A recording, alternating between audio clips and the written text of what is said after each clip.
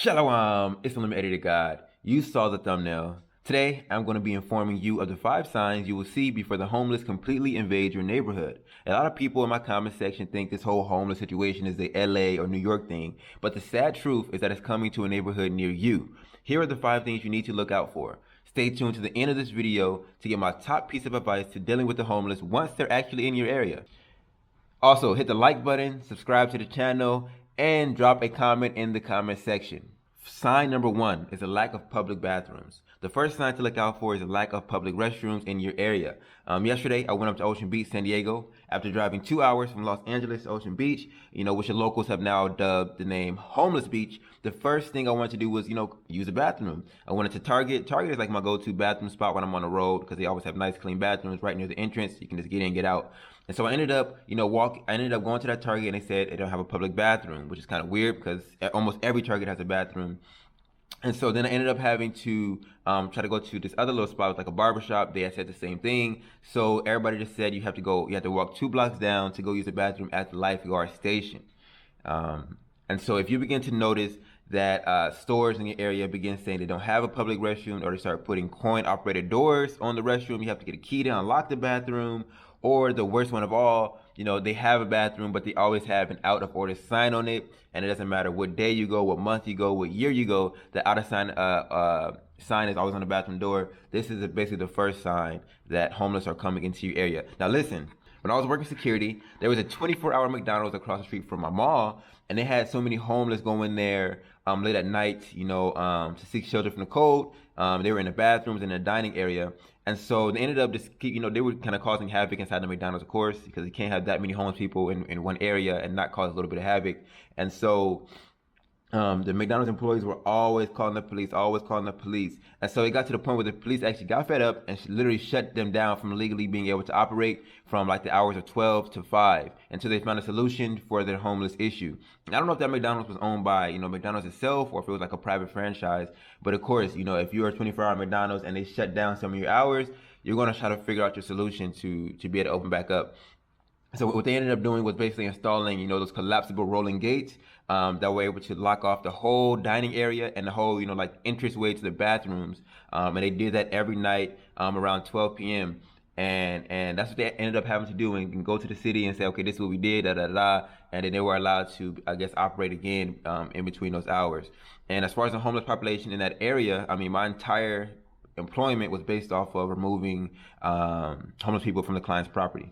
Seeing people riding bikes, in particular men on kids' bikes, seeing bikes with mixed up parts, seeing bikes that are tied up to, like a bike post, but are missing wheels, or you just see a frame there.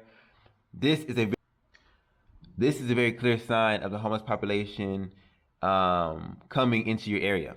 You see, homeless main means of transportation is the bike. Bike riding is how they get from place to place, so they are the most valuable items to have. I've even heard of them racing bikes for money.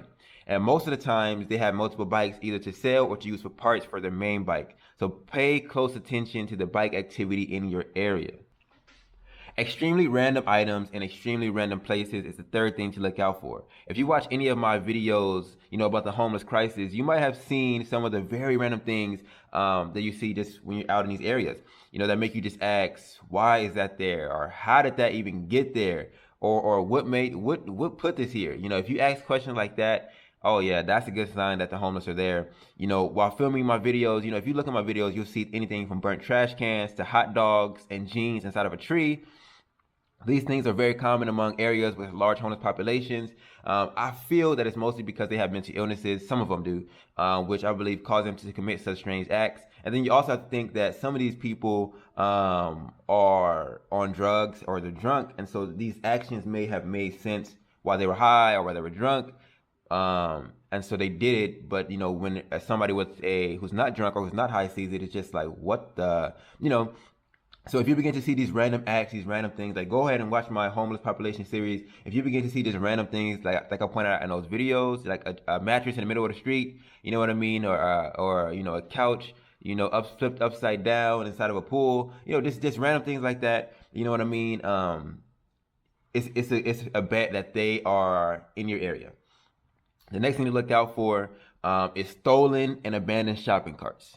While bikes are like their cars, shopping carts are more so like moving trucks. When they're going to recycle, they use these carts to hold their bags. When they are going and moving in between different locations, they'll put basically all their belongings inside of shopping carts and then go ahead and push it to their next destination.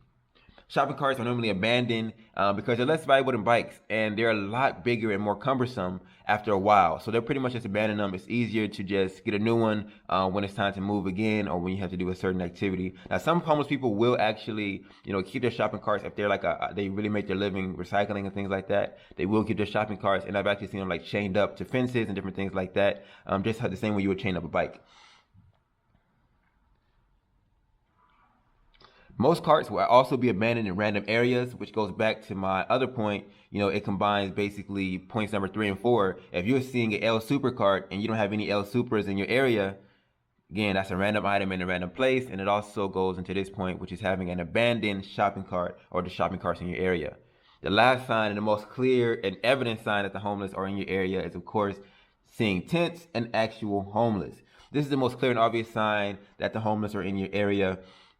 For my opinion, it usually starts away from residential areas, under freeways, kind of near parks and different things like that, and then just eventually increases until they're sitting outside of people's front doors, people's, back doors. Just, once you start to see the tents and everything like that pop up in large abundance, then they're going to be coming, more likely onto your street and into your blocks and into your areas.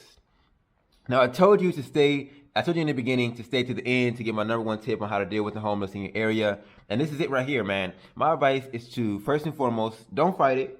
Don't fight the homeless, because the system is not set up for you to win. My first advice is just to accept the fact that the homeless are there. Once you can do that and you say, okay, look, there's homeless in the area. The police are not going to do anything about it. The city is not going to do anything about it.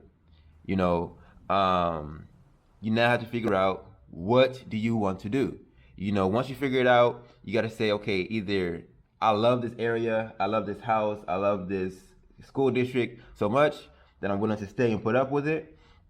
Or you have to go out there and say, this area really is not really worth it. It's overhyped, it's overpriced. It is nowhere near, what it used to be, and I'm done. So pretty much, what I mean? My advice is just figure out if the homeless are going to make you move, or if you're just going to stay in that area. That's pretty much my main piece of advice to you.